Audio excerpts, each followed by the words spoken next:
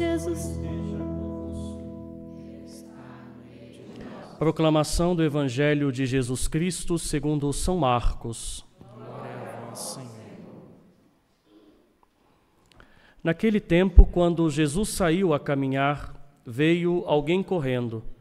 Ajoelhou-se diante dele e perguntou: Bom mestre, que devo fazer para ganhar a vida eterna?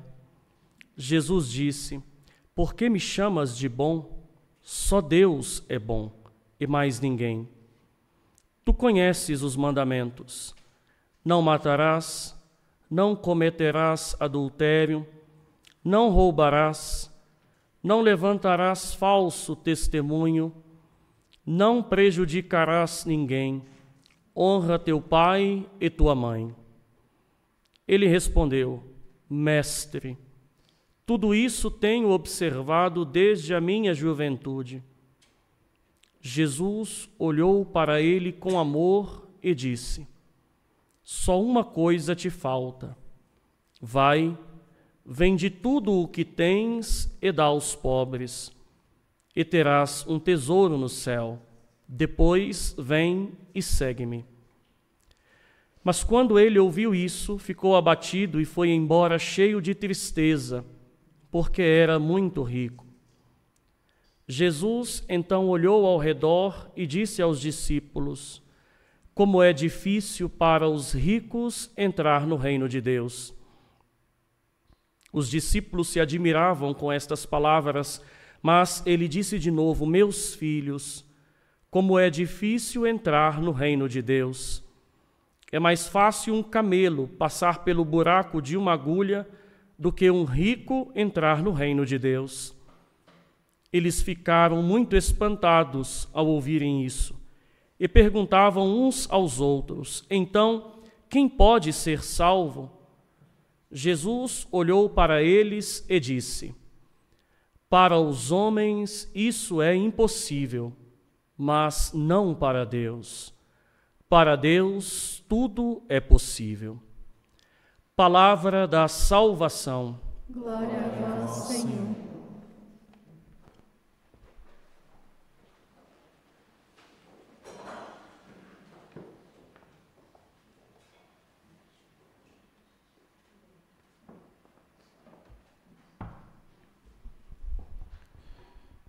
Reverendíssimo Padre Danilo Leal, uma alegria da sua presença, um padre muito amigo, querido amigo meu, que veio aqui com o pessoal da sua paróquia, da paróquia Nossa Senhora do Perpétuo Socorro, cidade de Betim, irmã Rosiane, que está aqui conduzindo conosco o retiro de carnaval, caros irmãos e irmãs. Por que me chamas bom?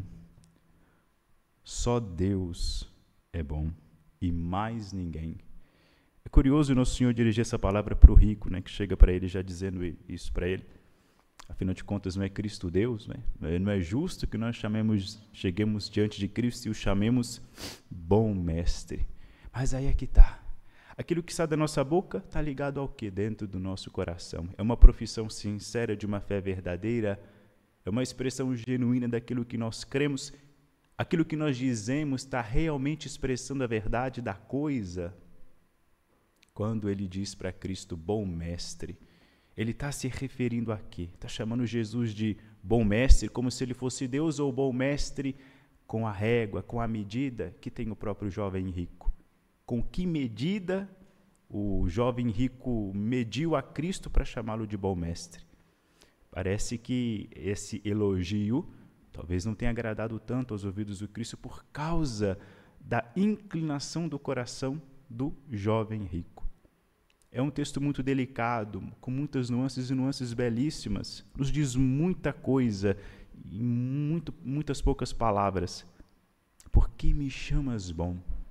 Daí, continuando o texto, ele vai até, depois de ouvir que o jovem rico seguia os mandamentos enumerados, né, por Cristo, ele vai olhar para ele com amor. Jesus está olhando aqui com amor, está amando esse jovem rico, porque ele seguia os mandamentos. Mas é curioso perceber que os mandamentos que ele segue são os mandamentos da segunda tábua, que são os mandamentos direcionados ao próximo. Amar ao próximo, não matar ninguém, não prejudicar ninguém, ou seja, amando os outros como se ama a si mesmo. Aqui, ele ama a ele. Na ordem natural, esse jovem rico é um homem bom. Ele tem uma inteligência, vamos dizer, uma inteligência social, de não fazer para o outro aquilo que ele não quer que seja feito a si. Ele tem uma inteligência de poder, certamente, olhar para a criação, olhar para a ordem estabelecida nas coisas e ver naquilo um testemunho de Deus e viver de acordo com isso. Mas falta uma coisa para o jovem rico, falta a segunda tábua. Falta a segunda tábua, que os mandamentos direcionados a quem? A Deus. Falta-te uma coisa, que largues tudo, dê aos pobres e me siga. Falta que o rico ame a Cristo. Quando então Cristo corrige o jovem rico, ele corrige por quê? Porque ele sabe que o jovem rico está medindo as coisas com uma medida imanente, uma medida terrena, material, humana, puramente material. Bom mestre, porque faz coisas boas visíveis aos olhos. Cristo fez coisas boas visíveis aos olhos, evidentemente que fez, mas ele fez muito mais do que isso. Ele é muito mais do que isso. É o próprio Deus encarnado. A grandeza da missão de Cristo aqui, a grandeza de suas obras encontra-se naquilo que nós não vemos, no efeito sobrenatural da sua obra. A grande ação de Cristo vai acontecer dentro do coração do ser humano. É ali que acontece a grande remissão, a grande libertação, o grande milagre, como aconteceu num milagre tão extraordinário, tão estrondoso, escandaloso, que chegou aos ouvidos, de gerações e gerações de hebreus, quando Deus ele abre, rasga o mar vermelho e o povo passa por aquelas águas ali para chegar ao deserto. Deus queria que o povo chegasse ao deserto para que no deserto o adorasse, e depois ele suplanta ali o faraó.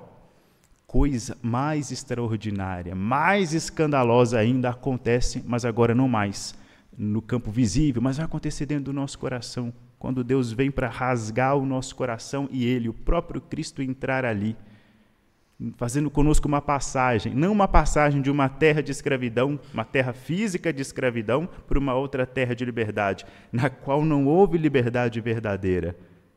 Nunca houve liberdade verdadeira para o povo, Estado, país, nação israelita. Não teve. A verdadeira liberdade vem com isso. Cristo nos tirando de um estado e nos transportando para outro estado. O estado de escravos.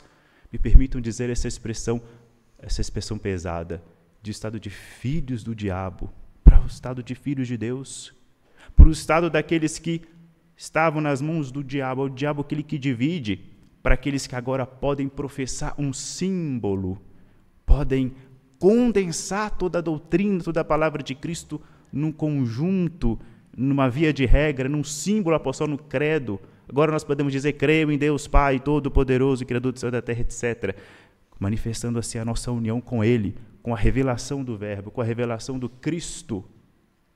Tudo isso às custas de outro efeito maravilhoso, a cruz. Que uma cena ignominiosa, um homem ensanguentado, morto, aquilo ali que nós vemos uma derrota. O que tem por detrás daquilo? Uma grande vitória. Cristo sendo elevado num madeiro, sendo elevado acima da terra, é ali o momento em que Cristo é plenamente glorificado. Nós não vemos, mas a morte e o pecado ali foi suplantado. O que a liturgia da palavra nos diz hoje? Não sejais como o jovem rico. O que o jovem rico foi? Foi amado por Cristo, mas pegou esse amor de Cristo e jogou fora. Era inteligente para perceber que Deus existia, via os sinais de Deus na criação, foi até inteligente para formular a seguinte pergunta: o que eu preciso fazer para obter a vida eterna? Ele pergunta. Que triste é o desfecho desse texto para esse jovem rico. Ele pergunta: o que eu posso fazer para obter a vida eterna? Ele tem consciência que existe alguma coisa. E vida eterna, gente, repito, não é não morrer nunca. A eternidade é um atributo do próprio Deus. Quem tem a vida eterna de verdade como sendo própria sua? Deus. Então, viver a vida eterna significa viver a vida de Deus, viver a vida em Deus. É isso que nos espera. A nossa alma não vai morrer nunca. Mas a vida eterna significa essa alma imortal descansando, repousando no coração da Santíssima Trindade. Graças, claro, à ação mediadora de Cristo, mas significa viver em Deus. A vida eterna é uma coisa assim que não acaba nunca. Ele, sendo hebreu, conhecia as palavras dos sábios, a sabedoria antiga que insistia que aquilo que o homem conquista com o suor do seu rosto não lhe pertence. Ele troca a vida eterna pelos bens que ele possuía. Ele tinha muitos bens. Qual que é o problema dele? Que ele está apegado aos bens, não consegue renunciá-lo. Talvez não seria nem necessário ele ter se desfeito de tudo. Zaqueu, que é louvado na Sagrada Escritura, ele não desfaz de todos os seus bens. Ele abriu mão de metade. Vai dizer que ele deu metade, e parece que isso satisfez o coração de Cristo. Mas certamente Jesus ele viu a disponibilidade do coração de Zaqueu. Essa disponibilidade não se encontra no coração do jovem rico. Ele não tem a disposição.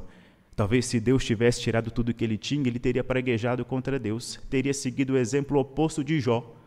Talvez ele fosse piedoso, porque os seus bens, aí sim, porque os seus bens, talvez aquela proteção material com a qual Deus o cercava, lhe favorecia esse serviço, essa certa devoção, mas era uma devoção talvez um tanto quanto fraca, com uma raiz não tão profunda assim, a ponto de não resistir a qualquer provação. Como não resistiu? Nós precisamos ouvir, né, com clareza a palavra de Cristo dirigida a nós para isso. Não sejais como o jovem rico, mas fazei isso. Escutai a palavra do eclesiástico. Voltai ao Senhor e deixai os teus pecados. Deixai os teus pecados. É quase o mesmo verbo que nosso Senhor vai usar com o rico. Deixa tudo que você tem. O que nós temos que é próprio nosso? O que nós podemos dizer? Isso é meu, originalmente meu, e isso foi eu que conquistei.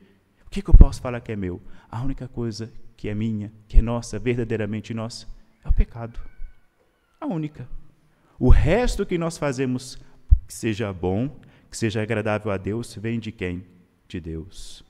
Santo Agostinho, quando ele escreve a Trindade, é um livro até um tanto quanto frustrante, porque ele é um calhamaço assim, e ele vai, quase chegando no final, ele deixa a gente ler tudo para dizer que não tem como dizer nada a respeito da Trindade. Mas ele, mais para o final ainda, ele ainda vai dizer que tudo aquilo que ele disse ali que for bom e verdadeiro, que não seja atribuído a ele, mas a Deus. São Paulo vai dizer a mesma coisa. Aquilo que nós fazemos que é bom, que agrada aos olhos de Deus, é dom e graça do próprio Deus. Nós, largados às nossas próprias vontades, abandonado aquilo que nós somos, nós estamos perdidos. Se não fosse a misericórdia de Deus, como nós poderíamos subsistir? Se não fosse o olhar de Deus voltado para nós, o que seria de nós? Isso aqui é mais do que razão para a gente largar, não é? Voltar para o Senhor e largar os nossos pecados. Ou seja, vamos desapegar daquilo que vai passar, daquilo que acaba. Vamos nos desapegar dos nossos desejos desenfreados, das nossas próprias vontades, e saber colocar a vontade de Deus acima da nossa. A nossa vontade, os nossos desejos, eles são frugais, fracos, são coisas cegas. Nós não temos clareza de nada. A gente não consegue medir nada, a gente não consegue ter noção, a gente não consegue penetrar a sabedoria de Deus para sequer conseguirmos julgar aquilo que é bom, aquilo que é mal para nós mesmos. Nós somos limitados. A nossa inteligência é limitada. Por isso a gente precisa confiar no autor do universo. Ele que é o autor da sabedoria. Ele não mede esforços para nos comunicar aquilo que é próprio da sua sabedoria.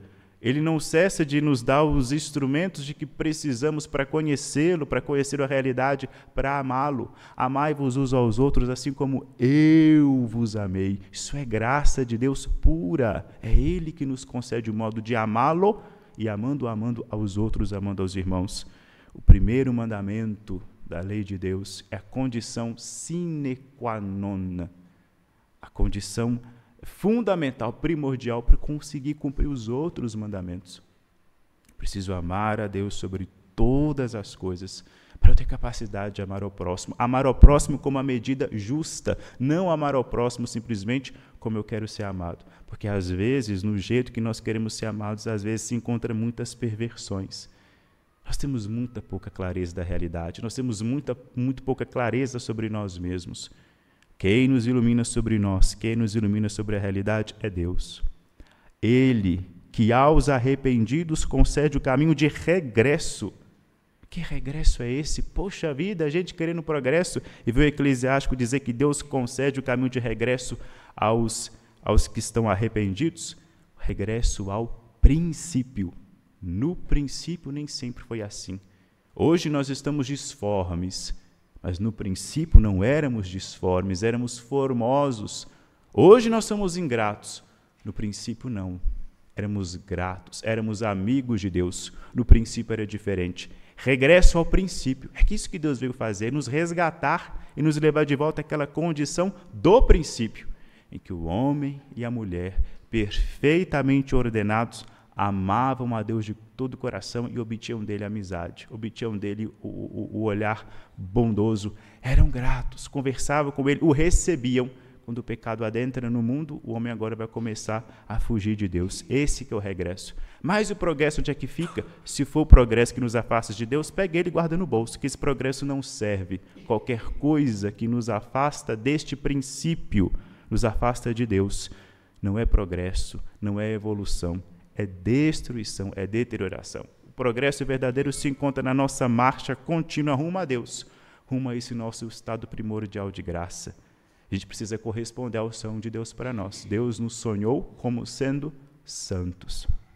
Quando Ele olha para nós, Ele olha e vê o santo. Ele ama o santo. Morreu na cruz pelo pecador, por quê? Porque Ele sabe que atrás de um grande pecador tem a potencialidade para ser um santo enorme. E Ele vai morrer para tentar extrair desse pecador esse grande santo. Retribuamos a Cristo a sua generosidade, o seu amor. Devolvamos a Ele esse olhar amoroso com o qual Ele nos dirige. Dirige para o homem rico, para o jovem rico, e dirige constantemente a nós. Deus não tem outro jeito de nos olhar senão nos amando. Então tentemos, nos esforcemos para retribuir esse olhar amoroso de Deus. Voltando a Ele, confiando a Ele, desapegando, tirando de nosso coração tudo aquilo que é nosso, próprio nosso, que é mesquinho, que é frescura, desapegando de tudo isso e deixando que Deus entre no nosso coração, mas que Ele entre inteiro, com toda a sua vontade, com toda a sua bondade, com toda a sua claridade. Glória ao Pai, ao Filho e ao Espírito Santo. Como era no princípio, agora e sempre. Amém.